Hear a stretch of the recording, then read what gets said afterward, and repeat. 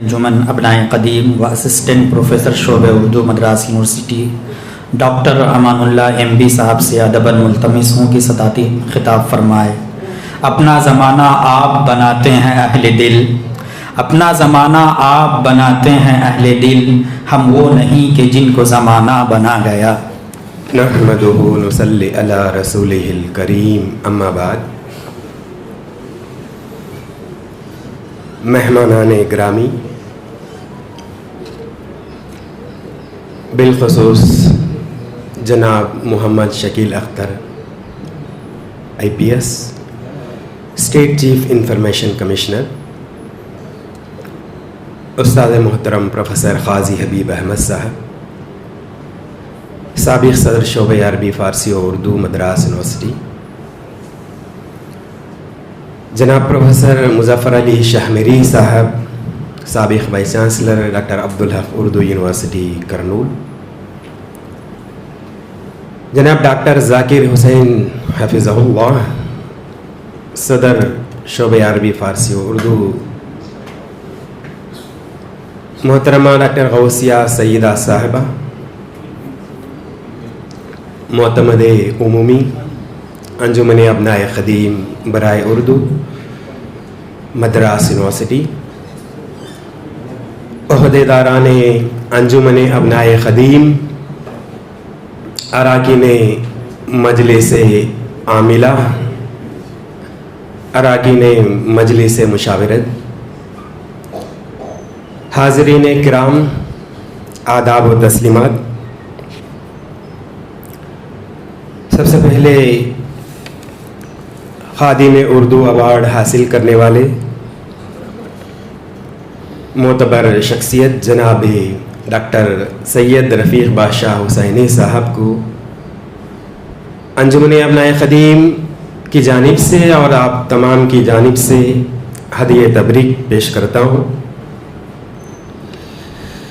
انجمن ابنائے قدیم کسی بھی تعلیمی ادارے کے لیے ایک ناگزیر اثاثہ اور اس کی ایک تاریخ کا اہم حصہ ہوتی ہے۔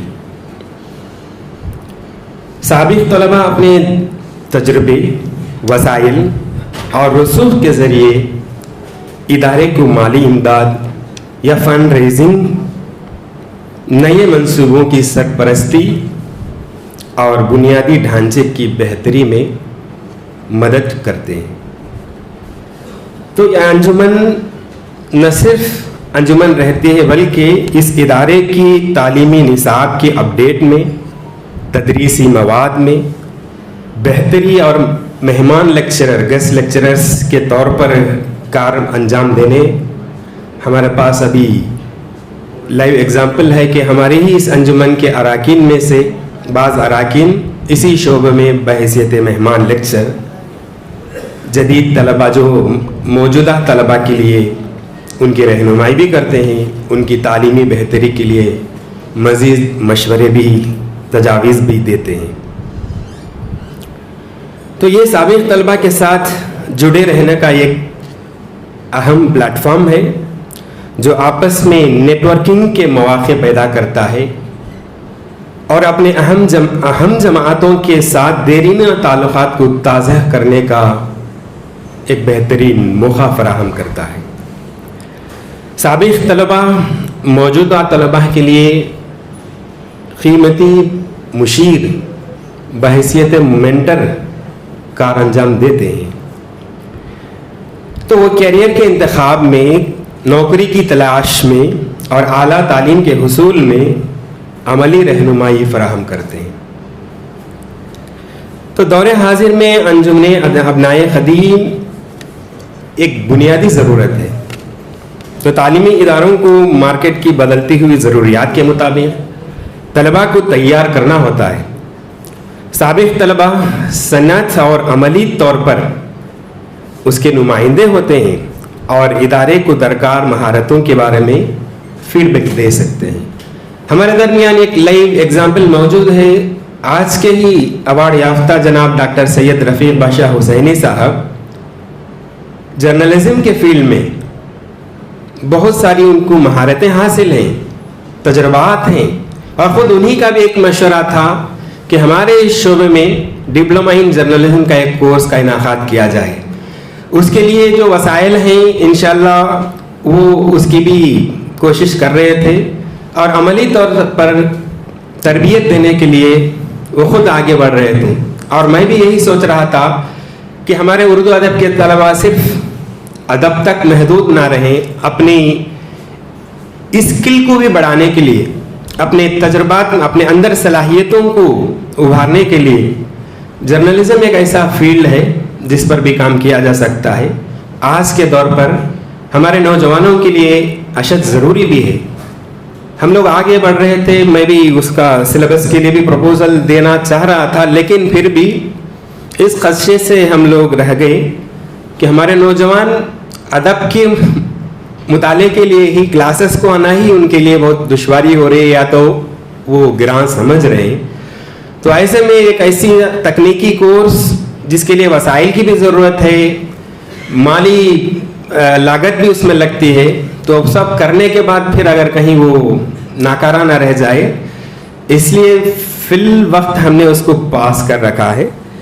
انشاءاللہ امید قوی یہی ہے کہ اگر اس طرح انجمن ابنائے خدیم میں جس طرح سے آپ لوگ جڑے ہوئے ہیں, نوجوانوں کو اگر آپ ان کو بھی ایڈوائز کریں گے تو اس طرح کے رجحان کی جانب انشاءاللہ آنے والے سالوں میں ہم اس کورس کو یہاں پر نافذ کریں گے اور باقاعدہ ان کو عملی تربیت بھی فراہم کریں گے. بہت سے کامیاب اور بین الاقوامی ادارے جیسے ہارورڈ, آکسفورڈ جیسے ادارے اپنی ترقی اور اسکالرشپس کے لیے ایک بڑی حد تک اپنے ابنائے خدیم کے عطیات پر انحصار کرتے ہیں. تو انجمن ادارے کے سفیر کے طور پر کام کرتی ہے. تو کسی تعلیمی ادارے کی ساکھ اور قومی یا عالمی سطح پر درجہ بندی کا تعین اکثر اس بات پر ہوتا ہے کہ اس کے سابق طلباء نے زندگی کے مختلف شعبوں میں کتنی کامیابی حاصل کی ہے. تو یہ ایک ایسا نظام ہے جہاں سابق طلباء ایک دوسرے کی مدد کرتے ہیں, کاروباری روابط قائم کرتے ہیں اور اپنے ادارے کے گریجویٹس کو ترجیحی بنیادوں پر ملازمتیں بھی فراہم کرتے ہیں. ہماری انجمن ابنائے خدیم میں ایسے اراکین موجود ہیں جو ججز ہیں, جو وکیل ہیں, جو پروفیسرس ہیں, جو پرنسپلس ہیں, ڈاکٹرس ہیں, حکیم ہیں, وائس چانسلرس ہیں, آئی پی ایس افسرس ہیں, آئی اے ایس افسر ہیں, نہ جانے اور کیا کیا, ادیب ہیں, شعراء ہیں, سب کچھ موجود ہیں. لیکن باوجود اس کے کمی یہ ہے کہ ہم تمام لوگ یہاں پر ایک جگہ موجود نہیں ہوتے ہیں. اگر ہمارے پاس ایسے اراکین بھی ہیں جو واقعی کیپٹلسٹ بھی ہیں, صنعت کار بھی ہیں, صنعتی ادارے بھی چلاتے ہیں, اس شعبے کے فارغین میں شامل ہیں, اگر ہم ان کو شامل یہاں پر کر لیے تو ان کی فیکٹریوں میں, ان کی دفاتر میں یہاں موجود نوجوان نسل کو وہاں پر کھپت ہونے میں ان سے بھی ہم تعاون حاصل کر سکتے ہیں. بہرکیف انجمن ابنائے خدیم کی ضرورت ادارے کے ماضی, حال اور مستقبل کو ایک لڑی میں پرونے میں اور اسے مسلسل متحرک اور قومی اور عالمی سطح پر متعلقہ رکھنے میں ناگزیر ہوتی ہے. ہمارے انجمن ابنائے خدیم کی جب بنیاد رکھی گئی تو استاد محترم قاضی حبیب احمد نے جس طرح کہا کہ سب سے پہلے ہم نے یہ سوچا کہ انجمن کے ابناء کو کم از کم سال میں ایک مرتبہ یہاں پر جوڑیں. تو اس کوشش پر ہم تو کامیاب ہو چکے ہیں. جس طرح سے استاد محترم نے کہا تھا کہ یہ انجمن ابتدائی سالوں میں جس روش پر تھی آج الحمدللہ ایک حد تک ترقی تو کر چکی ہے.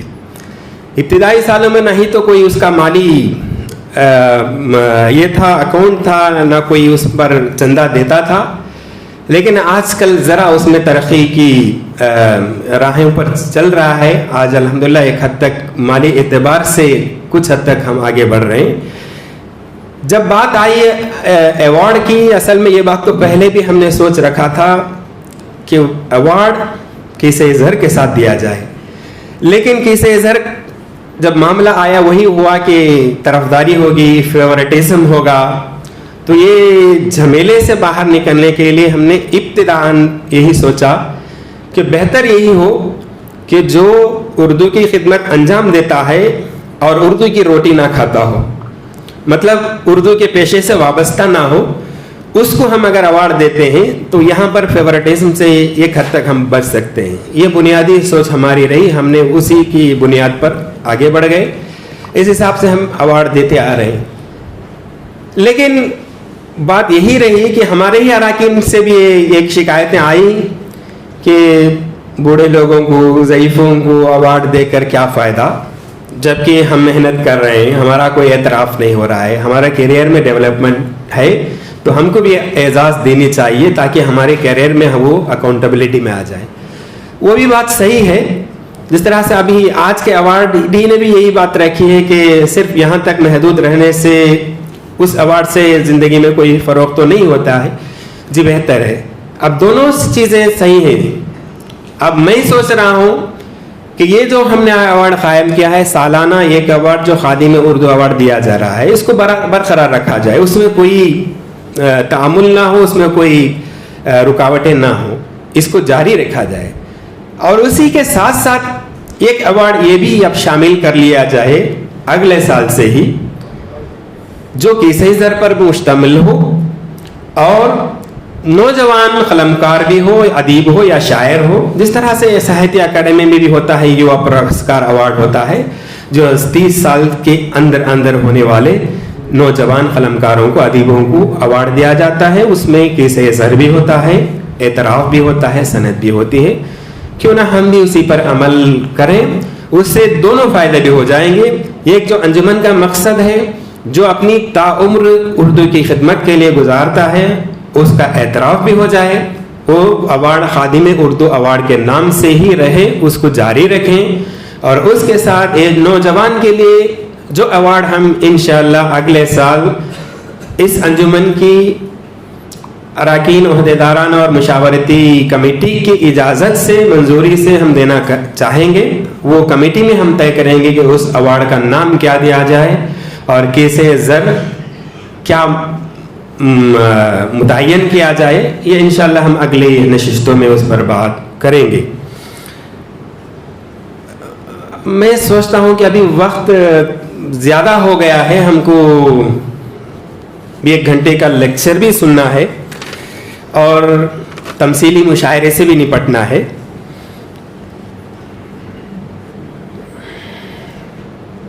میں بات کو یہیں پہ ختم کر دوں یا کھانے پہ دعوت دوں یا پھر کیا کرنا سمجھ میں نہیں آ رہا ہے. پھر بھی 2 باتیں میں کر کے پھر بھی سوچتے ہیں کہ تب تک کیا ہو جائے. کھانا آ گیا ہے غیاث صاحب؟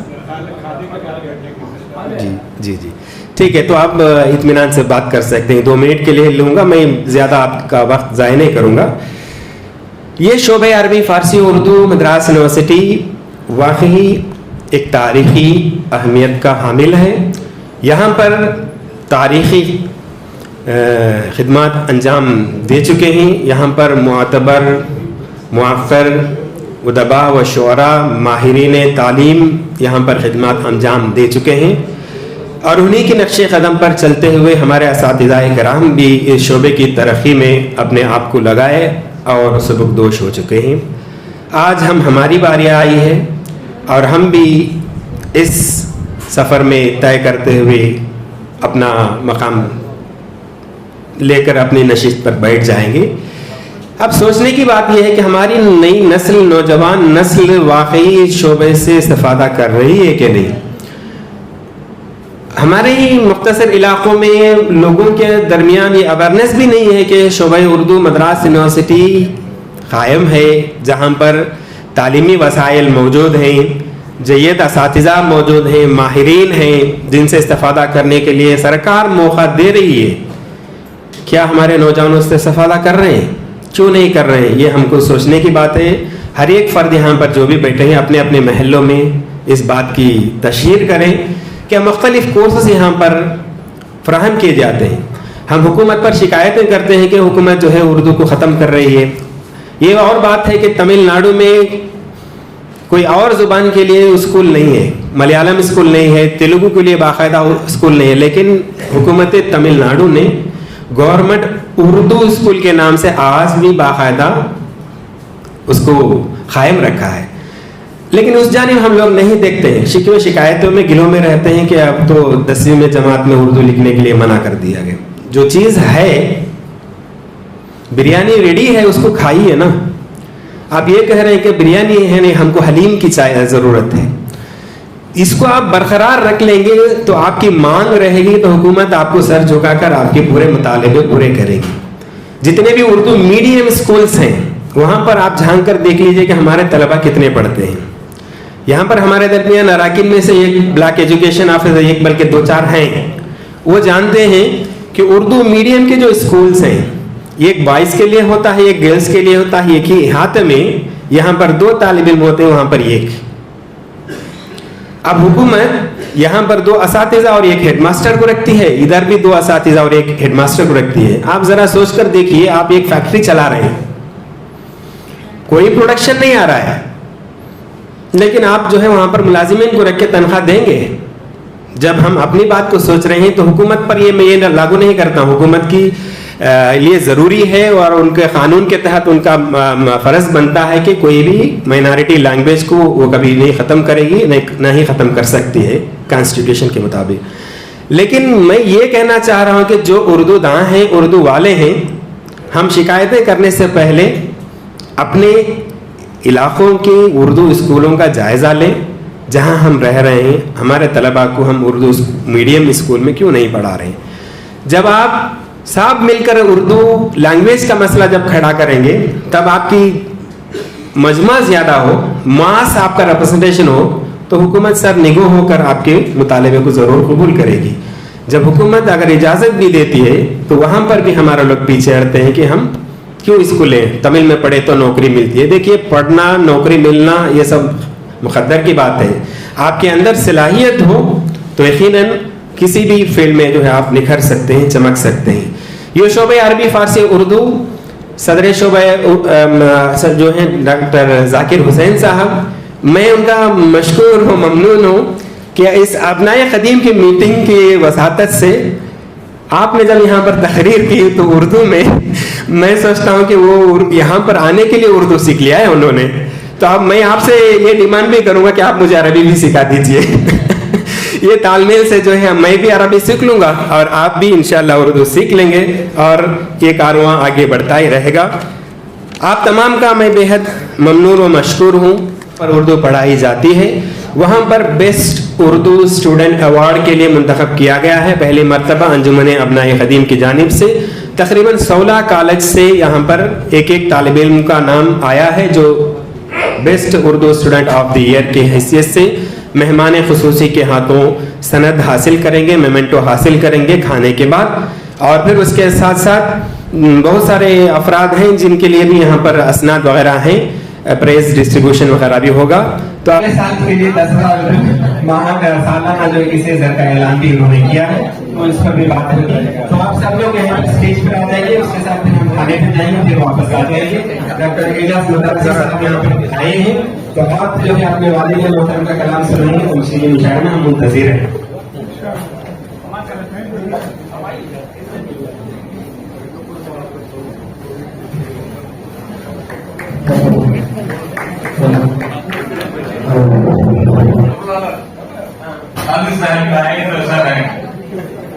ایڈوانس ہے 5 سال کے لیے آپ لوگ 40 سال سے